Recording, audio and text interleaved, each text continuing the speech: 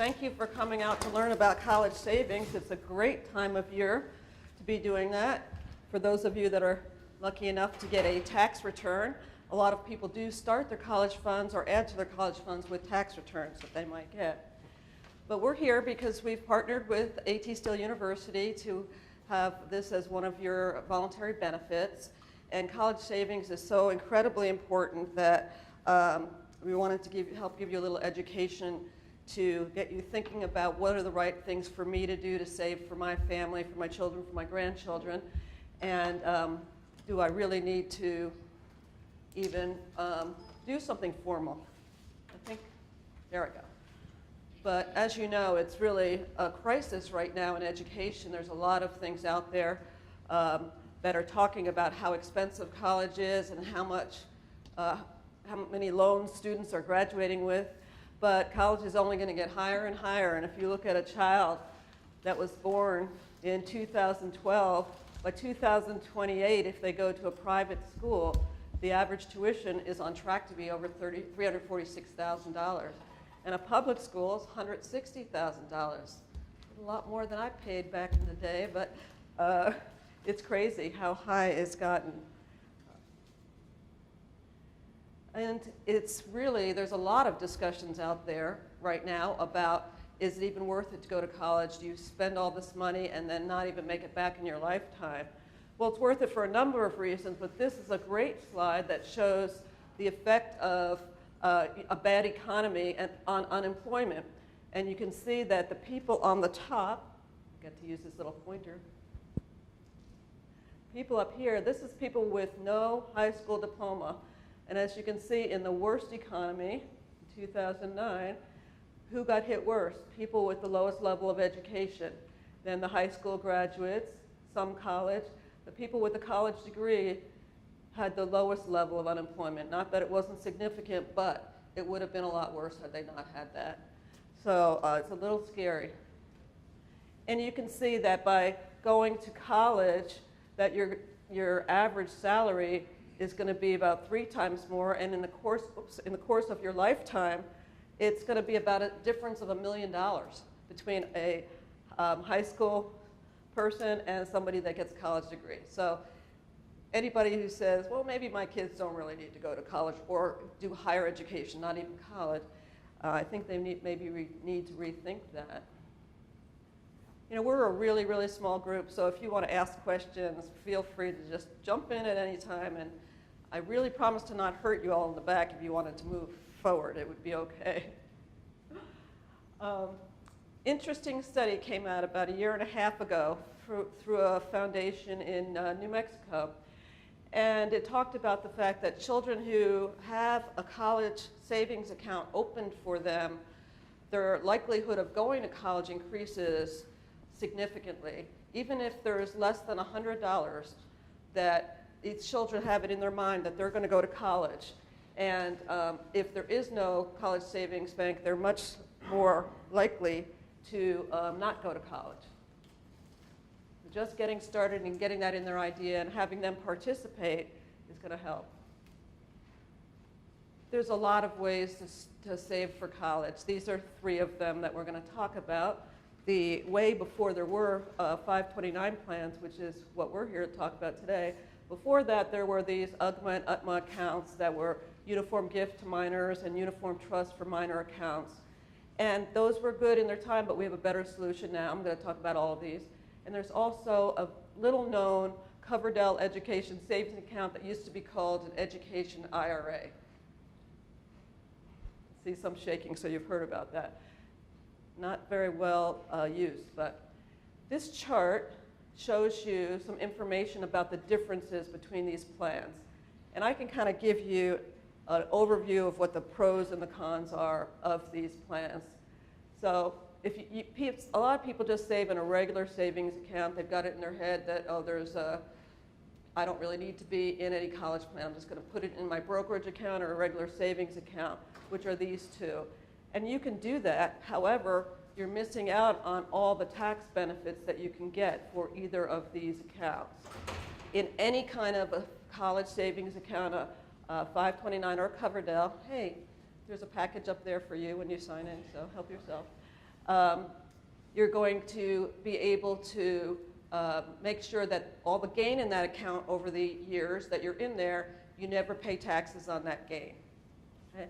And if it's taken out for education, you never have to pay taxes on it again. In the state of Arizona, you also have a good tax benefit that just got increased this year. It is $2,000. You can put in up to $2,000 for an individual or $4,000 for a couple. That's tax deductible, and that is for the 529. In a Coverdell, you can put up to $2,000 on the federal basis only. There's no state tax benefit for any Coverdell. There is a high limit on everything but a Coverdell. Again, you can only put, there is a limit, I have it in here, I'm not sure what it is again. The biggest part of being in one of these accounts, or these accounts, is that you, as an adult, maintain ownership and control of the assets. If you put your money, or you have your money in one of these UGMA or UPMA accounts, that means that the children get control of them when they reach the age of majority. So some people call these the college or Corvette account, because if the kid gets it, an 18-year-old or a 21-year-old is not always thinking clearly as to what they can do with that money.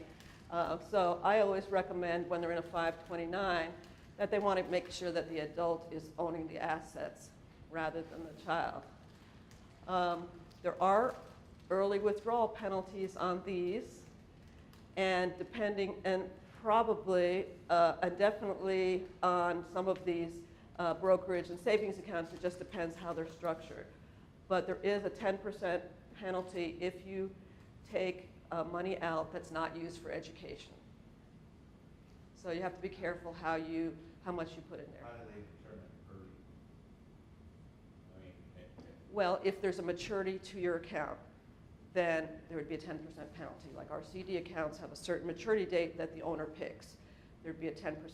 Or early generally means that the money was not used for education. If you cannot substantiate that it was used for college costs, room, tuition, books, supplies, that sort of thing. Boarding in a dorm. Okay. The great things here you have is that there's a very high limit. I don't know if anybody in our program has reached the max in their account of $396,000 is what it is today. So it's a big account. It's hard to get there, and if you do, you don't have to worry about your children taking out any loans. In fact, some of that's going to probably be used for graduate school. There's no income restriction on a 529, and there is on a Coverdell. You have to have income under $95,000 to participate here. And let's see what else. did you say that one more time? If you are in a Coverdell account, you cannot open one if your income is over $95,000 individually. And then I think the couple amount is like $125,000. It's almost like a Roth IRA. So there is a restriction. The thing that's great about, the only time I ever recommend this Coverdell account is if somebody wants to put money aside for private elementary or middle or high school. You can do that with a Coverdell. You cannot do that with a 529. 529s are only for post-secondary education. Okay? There are some bills in front of Congress now that would consolidate a lot of this, and it's suggesting that the Coverdell might go away, but we all know how much Congress has acted in the last couple of years, so I wouldn't worry too much about that immediately, but it is a possibility. One of the other great things about these accounts is if you are the person that put in $395,000 in your account and your child goes to school and they're done and you've still got $100,000 left, you can change the beneficiary and put it for your next child. Or there's a pretty generous description of family members. It could be your sister or brother or their children. There's a lot of people that you can get it to and still not have to pay those taxes. So it's a very generous amount of... How about yourself if you're going to grad school when you're older? What? What about yourself? You can open a 529 for yourself and use it for yourself. I have people that call up our call center and they'll say, We had one just the other day. I'm going to have a grandchild. I'm so excited. I want to start an account. And I'm like, that's great. Open it up and make yourself the beneficiary. And then, and whenever you're ready, you can use it for yourself, or you can change it to the child's name whenever they have a name and a social security number. But there's a lot of adults that do that just to get the tax benefit. Absolutely. I'm sorry, Mr. O'Connor, but the contributions to this should normally be pre-tax? No, not in a 529. 529 is all post-tax, after-tax money.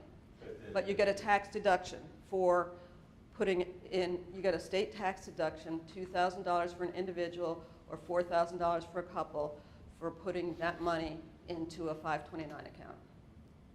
Do those limits one more time. 2,000 and 4,000.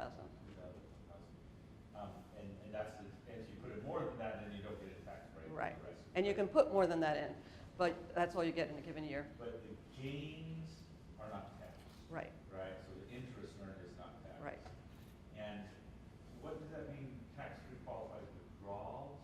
When you take the money out, as long as you use it for education, you never, it's not like your IRA, where once you take it out, you get taxed on it. If you take it out and you don't use it for education, then you will get taxed on it. But you would only be paid, you would only have to pay tax on the interest you earned, right? Correct. Okay. You've already been taxed on the actual stuff. Yes. And just to clarify one more time, you said this is not pre-tax. This is not pre-tax, it's after-tax money that you put in. Thank you. You're welcome. Okay. And is there a federal tax credit as well? There is not. There is only just the fact that you don't pay federal taxes on the gains in the account. Gains. Okay. So the only benefit tax-wise is at a state level? It's at a state level. Just went up. It was pretty small. It was one of the smallest ones. It was $750 for an individual and $1,500.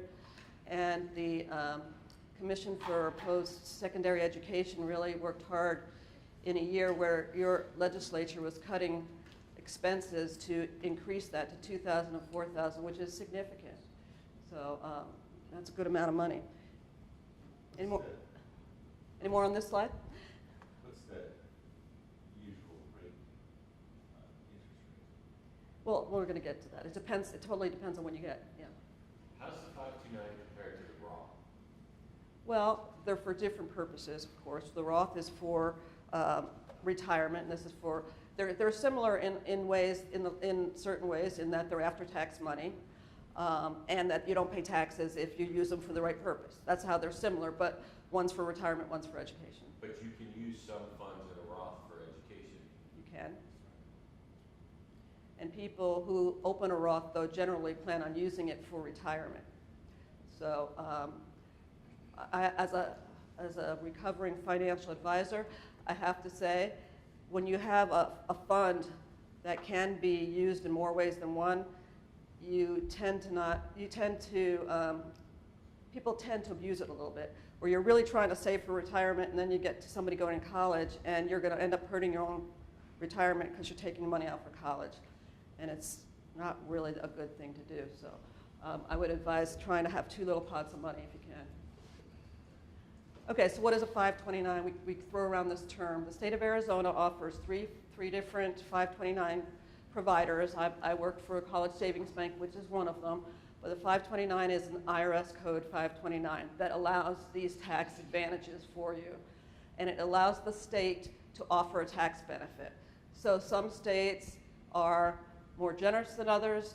Some states don't have their own plan, but they piggyback on another plan. And some states, like Arizona, are what are called parity states, where you can buy anybody's plan in the whole country and get a tax credit here. But they are very consistent in a few things, and one of them is that these are what the assets can be used for, and this is what the code says. College expenses, tuition, fees, room, board, textbook, school supplies.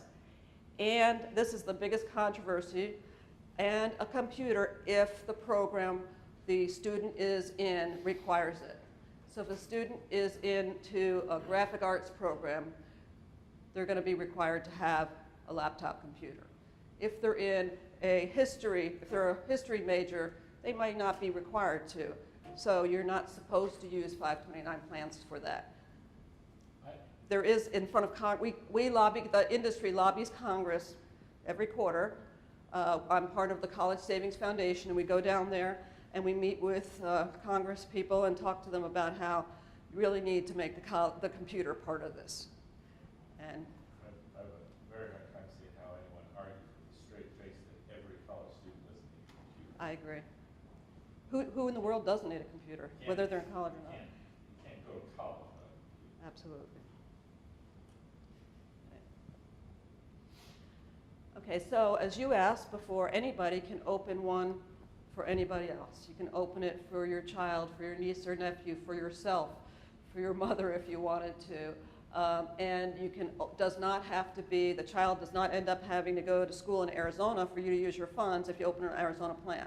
If you open an Arizona plan, they can go to anywhere in the world where it's an accredited college, accredited through the U.S. government, which you can find on the FAFSA website, and there's a link on our site as well. So it's pretty hard not to be an accredited school. And it doesn't have to be a university, it can be a technical school. As long as it's accredited, you can use your 529 money. If a child decides to be a chef and they go to the Art Institute and take chefing, then they can use their 529 money for that. And can you only do one per couple? Do you only get one tax credit per couple? Yes. Okay. But you so can, if you have multiple children then? right. You, sometimes what people do is they'll open, I'm a more black and white person, I'd have one for each child, but some people will open one for their first child and just keep putting whatever they can afford in that, and then when that child goes to school, they start using the money when the next one, and then they will change it to the next child. So it's just, they keep changing the beneficiary every couple of years. But you can only get one tax deduction, but you can put in more than $4,000 if that's what you can afford to do. And you can have your friends and family donate to your child's 529 as well. So if the grandparents want to put money for birthdays or Christmas or whatever in the child's account, they can put that in as well, and they can get a tax deduction also. So we, College Savings Bank, we have a gifting program that we just started at the end of last year where the account owner can send out an email to the friends and family and say, here's Johnny's a savings account for college. He really doesn't need any more trucks or video games. If you'd like to give him something, this would be appreciated. So you'll see a number of companies doing things like that. And I've been working with a lot of 501c3s who do scholarships. So they can put their money in College Savings Bank 529. Our rates are generally higher than the banks that they use, and we do all the administrative work, so it's pretty easy. I apologize for interrupting. Yeah. The tax benefit at the state level, is it dollar per dollar off of your state taxes, or is it a percentage? It's a deduction, it's not a credit. Deduction. Right. Okay. It's a deduction, so But it lowers your taxable income. Yes. yes. Okay. Okay, and this is something that at the end of the year we have a number of people who call up and say, I'm working with my accountant and I want to give my grandkids education money and I want to get this money out of my estate. So if you did get a big bonus or whatever and you wanted to put in a lot of money, you can actually take the credit over 5 years. So I'm going to show you an example of how to do that in a minute, but we do have people who put in up to $140,000 for kids to get it out of their estate, and they take the deduction over a number of years because you can set it up so each, the husband and the wife, put in 5 years worth of money for each of their grandchildren, and it's crazy, but people do that. And we are an FDIC insured bank. As I said, we're one of the 3 providers for Arizona, and we have all of our deposits guaranteed up to $250. And that's for accounts held in the same right and capacity, and that means that the same owner and beneficiary are child. So I could put in whatever for one child, my spouse could put in for the same child, and we could get up to $600,000 or $700,000, which if I had it, I might not be standing here, I'm not sure. But okay, here's an example. They can go up to $28,000 per child, or 14 each. So they decided to put in 5 years worth of money for each of their 5 grandchildren, and were able to take $700,000 out of their estate. So there's a lot of people that want to get money out of their estate. They're worried about planning for what happens when they're gone. And this is something that we do have individuals do frequently. Okay, well, the Arizona Family College Savings Program, it's a great program. As I said, they just raised the deductions from $750 to $2,000 per person, or $4,000 for couples. And you can contribute to any of the 529 programs. You do need $250 to open an account, but if you do it with payroll or ACH, $25 per deduction, you don't need the $250, although we do recommend that. You start with at least $250 and do an ongoing contribution. And of course, FDIC plans are not the most prevalent kind of plans. Most of them are out there in mutual funds. Fidelity is here in Arizona. They have good mutual funds you can be put in. And if you have a little bitty baby, you should be in mutual funds. You've got a long time, but if your child hits 10 or 11 and you've built up any kind of money, you should be moving those into FDIC insured product, because nobody can afford to lose a lot of money as a kid gets closer to high school. And this is really where we do a lot of businesses where they have older children. And as you're in these other things, other than CDs, you have to worry about market risk and interest rate risk and currency risk and all these other things, but you don't have to in our FDIC insured CDs.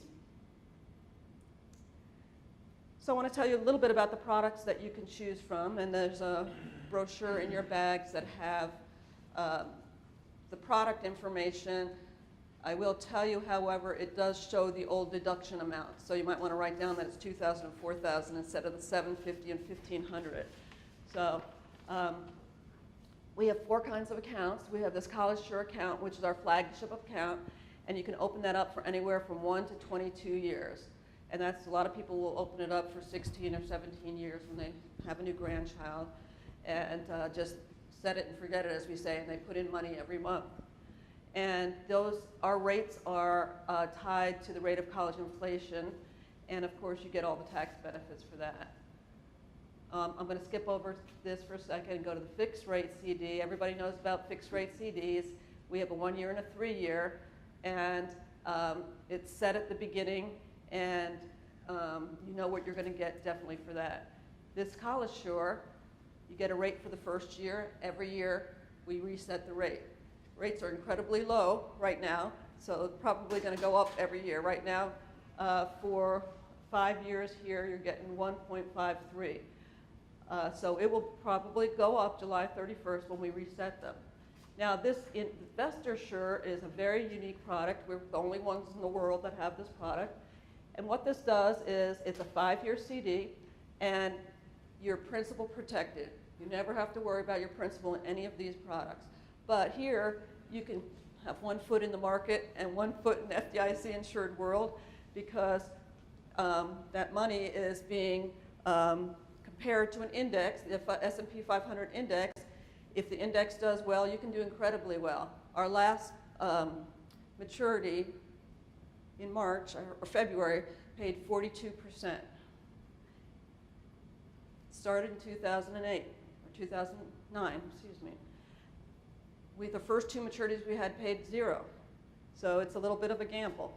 We've had 2 maturities at 0. We've had 1 at 28%, and then 42 and 45, I think.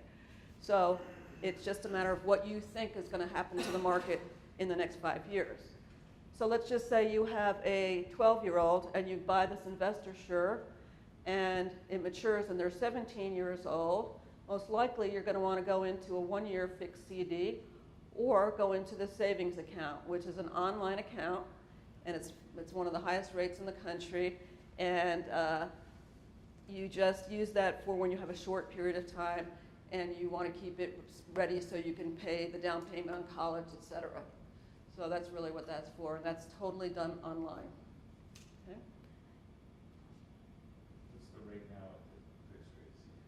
fixed rate CD for, I think it's 85 basis points for 3 years, and 50 basis points, I'm the worst person to ask, is 50 basis points for 1 year and 83 or 85 for a 3 year.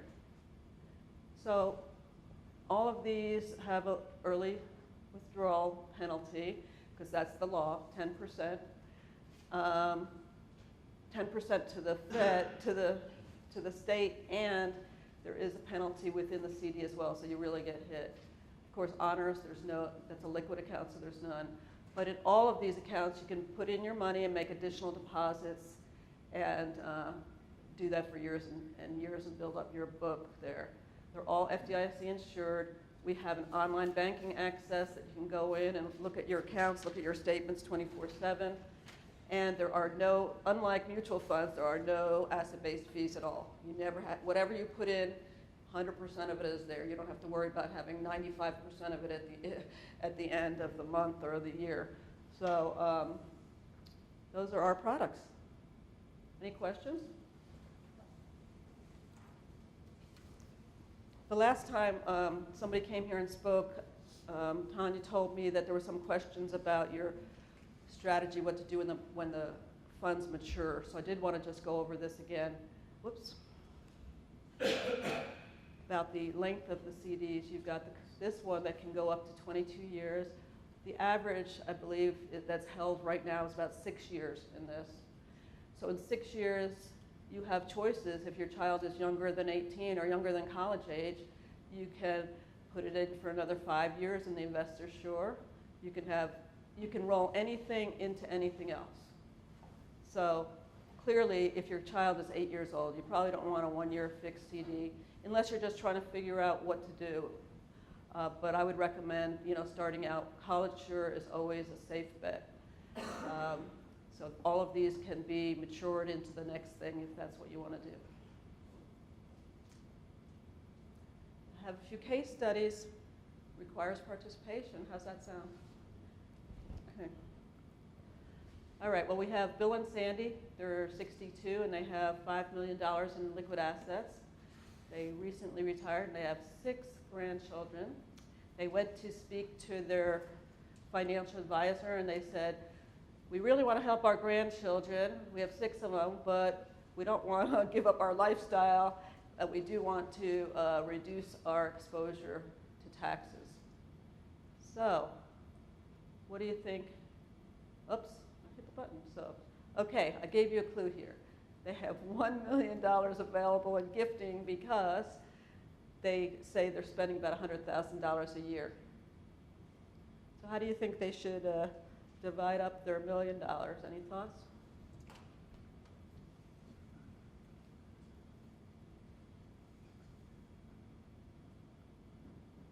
Six grandchildren. Okay. Oh, go back. I don't want you to do that. Okay, they did $140,000 for each grandchild. They took $840 from their future taxable estate, as well as the appreciation on that money. They have no gift tax consequences unless additional gifts are given to the same child in the 5-year period. And they're still in charge of the assets, which is really, really important, because let's just say this grandchild 3 decides to drop out of high school and get a motorcycle and ride around the country. They can take the money they spent on that grandchild after a 5-year period, and they can divide it up and put it back in the other grandchild. They have total control over the money. And this is true whether this is $10,000 or $140,000. You always have control over the money. So 529s are a great thing. Okay. Does that make sense? You guys are quiet. Okay, here's a more realistic one. Many people have this problem. Kevin and Lauren have children 12 and 14. They've been putting money away in brokerage accounts with 70-30 invested in mutual funds, and I think the rest is in cash, and they have $215,000. They want to make sure the money gets designated for college, They're worried about the market being so high. Love the idea of tax-deferred earnings and tax-free distribution. But of course, they want to maintain control of their assets because they have a 12 and 14-year-old. And if you've ever had one, you know how they can be. So, okay.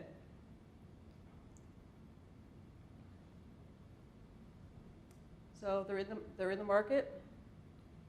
Children are in middle school and starting high school. What do you suppose they did? Went to fixed income. They did. They moved the entire thing into one account, principal guaranteed fund, and they had the choices, they eliminated the risks, and they got all the benefit, and most importantly, they retained control of the assets. Absolutely. You get a Frisbee for a prize. How's that? Okay, just wanted to point out on the enrollment forms that are in your packages, there's some key areas that we can't do without. And this is the account owner information. You have to make sure you put your social in here and your email and birth dates. That's really important. Everybody tends to fill out their name, address, phone number, and forget this. In Arizona, you can have this is the Indiana. Here we go. In Arizona, you can have a joint account owner. Whoop, jeez. There we go. Joint account is your spouse, or if you don't have a spouse and you want a relative to be the successor in case something happens to you, you can do that. You just mark this as successor owner, and then they get the responsibility and ownership if something should happen to you. So you just have to fill them out completely, and then make sure that your beneficiary is filled out completely, including their social security numbers. Okay, here's where you put which product you want. And don't forget to sign it over here. This is really important to sign it. And we do have a lot of options. Here's where if you want to, back here, you would put in what your initial investment is, and then if you want to do an ongoing amount, you put it in there under whichever product. And then on this page, you put in the bank information as far as where the products that could come from. You can roll over from another account. Like if you were the couple that had the brokerage account, you would do a rollover into this account, and there's a form for you to fill out and get that information for. So we have an 800 number, which I'll show you, that answers all of your questions. There it is. And we'd be happy to help you with that. So I'm happy to answer any questions that you have about college savings or 529s, or I can answer a little bit about the other providers, but not a lot. So you would recommend the $250 up front to get an account open, was that $5 million in CD, and then you would pay payroll deduction here, of course, that would probably Yeah. be the best route. You can do a minimum of $25, but that's, I would recommend doing enough, as much as you can without changing, make you not be able to buy groceries. $25 is not going to get you what you need to get for college. I think our average deduction is about $200 now. A lot of people do 25, but if you can do 100 even, it will build up your account faster. And you can change that up and down if you need to. If it's a bad year and you're doing 100, you can move it back to 25 if you need to, and then move it back up when things are better. You can always change that. But Does it have to be a payroll deduction? it does not. It can be deducted from your checking account. And a lot of people change jobs these days frequently, so that might be a way to keep it consistent. So either way, it works out. I think, do you get paid twice a month here? Once? Okay. So either way, you can do it once a month from your checking or once a month from your payroll. Now, does it have to be a regular deduction though, or can you just give it right, like 1 month I want to give 2,000, next month I want to do 250? You can go online once you get an account set up, you can set up an online banking account, and then you can go on anytime you want and make a deposit. You don't have to do a regular, ACH or a payroll deduction. And you can even, if some people just call up and say, I want to make a deposit, and our college savings reps will just take it over the phone and do it for you. Just need your routing number and your account number and how much, and of course your account number and who it's for. So And if you have a college shore, you have to pick the year of maturity, because you remember that one goes from 1 to 22 years. So, so whenever you have a new big deposit, you're going to have to say what year, do you want it still to mature for the original year, or do you want it to mature for the second year of college or the third year of college? So as you look at the product sets, you can actually spread your deposits out over 4 years if you want to on the college shore. Here, let me show you that. Here, right here. It's hard to read, but it says mature my college shore CD over 4 years beginning in whatever, 2020, and then that means every deposit, like you put in $2,000, $500 would go into each of those 4 years in that account, so that you'd have money maturing each year your child goes to college. Yes, sir. As you draw down on that account, are you using a debit card or checks? How do you pay for the school that you're going to use? At the end, and when the account matures, you get a letter, and it gives you all kinds of options for how you take your money out. We can send you a check for the whole thing. However, the law says that whatever you take out should be used in that calendar year. So what we do, most people do, will be to have a check sent to them for what they're going to spend that calendar year, and roll the rest into one of the 2 savings accounts that we have. And then again, or if they know they're not going to need it for a year, they'll put it into a CD, and then just ask for money to be withdrawn when they need it. You want to keep it in a 529 until you're going to use it, or else it's going to be considered a non-qualified withdrawal. So with non-qualified withdrawals, is there the 10% fee plus then tax on top of it, or just the 10% fee? It depends on what you're in. If you're in a savings account, it's just the 10% fee. If you're in a CD and it hasn't matured, there's a penalty for each of the CDs that are different. If it's a pretty new CD, I can tell you it's very high, and you don't want to do that. You want to, be thoughtful about what you invest in with anything, not just 529s. But there is a penalty.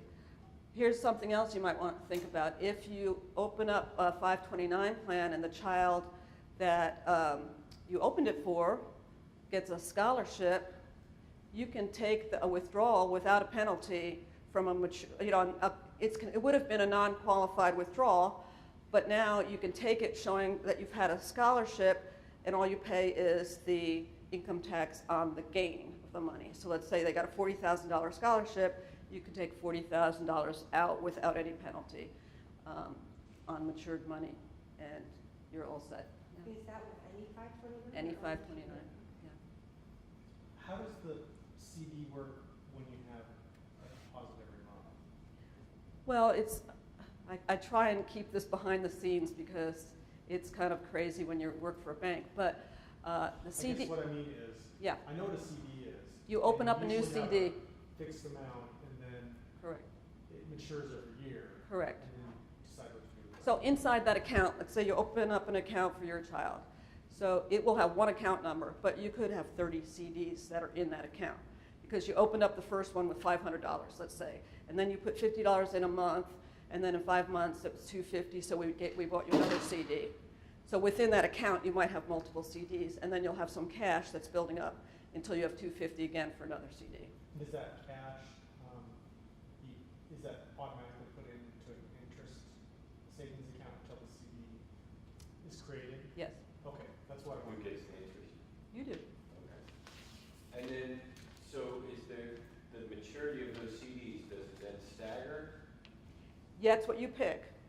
So if you're in a 3-year CD, then every time you buy a CD, it's 3 years from that date.